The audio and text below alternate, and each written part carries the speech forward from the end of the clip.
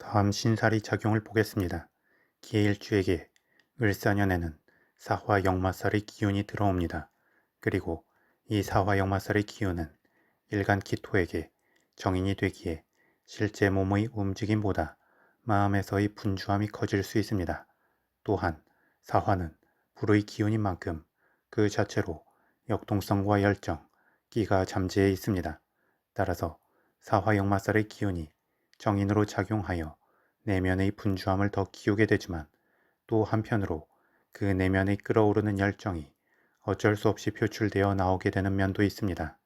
이는 마치 휴와 산이 갑자기 상황에 따라 간헐적 폭발을 하는 것과 같기 때문에 기해일주도 을사년에 때때로 가만히 있는 것 같다가 충동적이거나 돌발적 움직임을 보일 수 있습니다.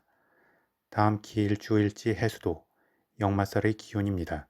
그래서 기해일주는 직장의 이동이나 집의 이동, 몸의 이동 등이 많을 수 있고 답답하게 한 곳에만 머무르는 일보다 적당히 움직임이 있는 직업 등이 어울릴 수 있습니다. 그런데 이러한 기해일주에게 을사년에 사화 역마살의 기운이 도래하고 일지의 해수 역마살과 지지충을 이루게 되는 만큼 본인의 내면에서의 분주함과 더불어 외부에서의 변화와 현혹도 늘어날 수 있습니다.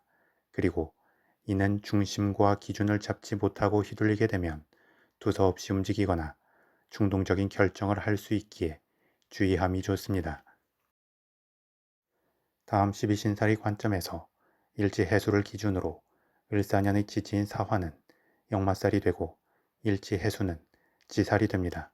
12신살의 관점에서도 을사년의 사화가 역마살이 된다는 것은 글자만 역마살일 때보다 그 작용력이 더욱 크게 됩니다. 또한 이 사화 역마살의 기운은 전간 을목 편관 기운의 생을 받기 때문에 더 강력해지는 면이 있습니다. 그런데 이 역마살의 기운이 일간 기토에게 정인이 되기 때문에 긍정적으로 작용하면 많은 생산적 아이디어가 떠오르게 되지만 부정적으로 작용하면 비현실적인 생각들이 꼬리에 꼬리를 물면서 스스로 마음의 피곤함을 자초할 수도 있습니다. 더불어 그 생각 자체에만 머물러 적당히 현실에 안주하게 될 수 있고 주어진 책임을 회피하거나 행동의 타이밍을 놓칠 수 있으며 때로는 가만히 있는 것 같다가 충동적 결정을 할 수도 있습니다. 따라서 기해일주는 을사년을 맞이하여 언제든 상황 변화에 바로바로 대응하면서 주도권을 갖기 위해 몸과 마음을 준비시켜야 합니다. 이를 위해서는 규칙적으로 운동과 스트레칭, 사적인 취미 등을 하면서 몸과 마음을 풀어주고 있으면 좋습니다. 그러면 답답하게 내면으로 몰리는 기운을 순환시키고 풀어주면서 돌발적 행동이나 충동적 행동을 과하게 하지 않도록 균형을 잡아줄 수 있고 외부의 현혹에 대해서도 성급하게 쫓아가지 않으면서 차분하게 본인의 속도를 유지할 수 있을 것입니다. 다음 기해일주는 을사년에 지지충과 더불어 전라지망살이 작용하게 됩니다. 전라지망살은 하늘과 땅에 처진 그물과 같은 느낌으로 자신의 상황을 덮치기도 하고 자신이 외부의 상황을 아우르기도 합니다. 그리고 그러한 기운이 지지충과 함께 작용하는 것은 그 작용의 범위가 더 넓고 다채로울 수 있습니다. 따라서 이 기운을 긍정적으로 사용하기 위해서는 본인이 앞서 서두르거나 억지로 상황을 주도하려 하기보다 자신의 자리를 잘 지키는 중에 자연스럽게 상황을 풀어 나가려 함이 좋습니다. 특히 기해일주가 기존의 흐름이 좋았다면 을사년에는 기존의 흐름을 그대로 타고 움직이려 할 때 오히려 역효과가 날 수 있습니다. 이는 마치 그물에 걸렸을 때 빠르게 상황을 벗어나려 하면 오히려 더 그물에 얽혀 들어가는 것과 같습니다.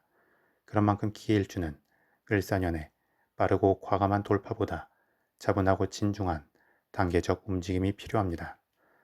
마지막으로 기해일주에게 을사년은 2024년부터 이어온 공망의 흐름이 됩니다. 더불어 공망의 기운과 12신살이 역마살이 함께 할 때에는 빈수레가 요란하다는 말처럼 분주함만 있고 실속이 없다고 표현하기도 합니다. 하지만 개인적인 소견으로 공망 자체부터 그 발생과 의미의 기현성이 떨어지기 때문에 크게 염두에 두지 않아도 됩니다. 특히 공망의 기운은 지지충과 함께 깨지게 된다고 보기 때문에 설령 공망이 우려스럽다고 해도 을사년에는 그 작용력이 무의미합니다. 마지막으로 12운성론의 관점에서 보겠습니다. 설명에 앞서 일간이 무토나 기토일 때 12운성론의 적용에 있어 연해 자평식이 맞냐, 명리 정종식이 맞냐에 대한 개인적 생각을 말씀드리겠습니다. 두 가지 기준에 대한 논쟁은 여전히 계속되고 있고 12운성론 자체에 대해서도 논쟁이 많습니다. 하나의 기준으로 통일되지 않고 논쟁이 있다는 것은 결국 두 가지 모두 맞을 때도 있고 한 가지만 맞을 때도 있으며 두 가지 모두 틀릴 때도 있다는 의미가 된다고 생각합니다. 상담을 해봐도 연애자평식 적용이 맞을 때도 있고 명리정종식 적용이 맞을 때도 있으며 때로는 둘 다 복합적으로 적용했을 때 맞는 경우도 있습니다. 다만 논쟁적인 각각의 기준 모두를 아울러서 설명을 하게 되면 말이 길어질 수 있기 때문에 저는 일단 연애자평식 기준에 근거하여 무토와 기토 일간의 12운성론 흐름만 설명드립니다. 이는 명리정종식 기준이 틀렸다는 것을 의미하는 것은 아니기에 각자가 두루두루 응용하여 해석해보고 기준을 정하면 될 것 같습니다. 그럼 기해일주를 보겠습니다. 기해일주 일지 해수는 12운성론의 관점에서 태의 흐름이 됩니다. 태는 엄마 뱃속에 아기의 씨앗이 자리 잡은 상태입니다. 그래서 아직 신체 발현은 안 된 상태가 되고 이는 잠재력은 있지만 상당히 불안정한 느낌이 됩니다. 따라서 어떤 강한 이끌림과 보호가 필요합니다. 그런데 이러한 기해일주의 태의 기운에 대해 을사년에는 지지인 사화와 더불어 제왕의 기운이 들어옵니다.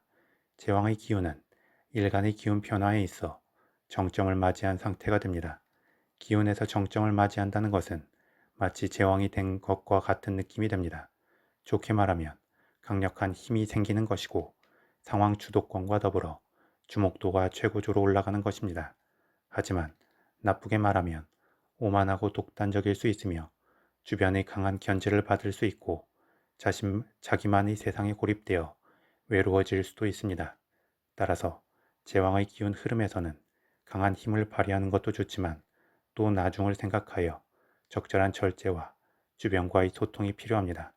그리고 기해일주의 태의 기운이 을사년에 제왕의 기운과 함께 작용한다는 것은 잠재된 태의 기운을 깨우고 다채롭게 펼쳐 나가도록 자극하게 됩니다. 그런데 을사년의 제왕의 기운이 인성으로 작용하면서 마음의 이상만 커지고 정작 적극적인 활동은 약해질 수 있는 면이 있기도 합니다. 따라서 두 기운을 조화롭게 긍정적 승화를 이루기 위해서는 본인 스스로 너무 현실에 안주하려 하거나 외부의 상황에 과도하게 현혹되어 끌려가려 하지 말고 마치 어부가 그물을 한 땀 한 땀 잘 정비한 후에 과감하고 넓게 그 그물을 던지듯이 자신의 독립적이고 주체적인 힘을 키우고 단계적으로 하나하나 준비하여 나아갈 때 큰 기회의 흐름에서 안정적인 결실을 얻을 수 있게 될 것입니다.